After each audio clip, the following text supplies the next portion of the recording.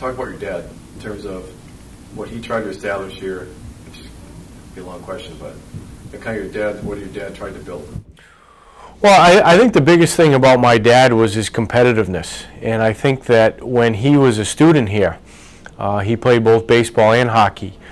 He was a good student. He came to school at 16 and was able to play both sports, played for two very good coaches in Alex Nahigian in baseball and Tom Eccleston in hockey, and then worked with Zelio Topazzini. He was around very good people.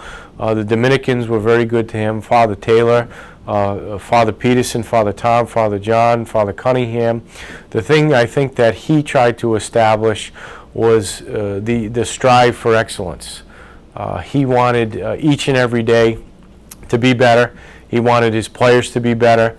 He wanted the people around him to be better, and that was the first thing that he asked of himself. And I think that competitiveness to be better, whether it was in the classroom, whether it was on the ice, whether it was in the weight room, whether it was at the dinner table as far as eating the right things, you know, for your next competition, was his focus, and ultimately was to win. His emphasis on winning, the way he recruited, the types of players he looked to have in the program. I think diversity that he had, whether it was a Minnesota player, whether it was an Ontario player, whether it was a player from British Columbia, Saskatchewan, Montreal, Drummondville, and Rhode Island.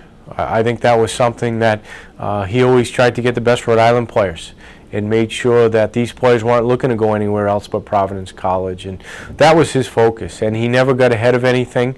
He made sure that whatever he was doing, he finished as good as he could be, as it could be. And that strive, I think, for excellence was something that he never took for granted as an athlete, a student, and more importantly as a person. And his support, I think, for these players on and off the ice was something that he wanted to make sure they knew and did things the right way. Sometimes tough love is the message that needs to be given at the given time, but it's never anything that goes past that instance.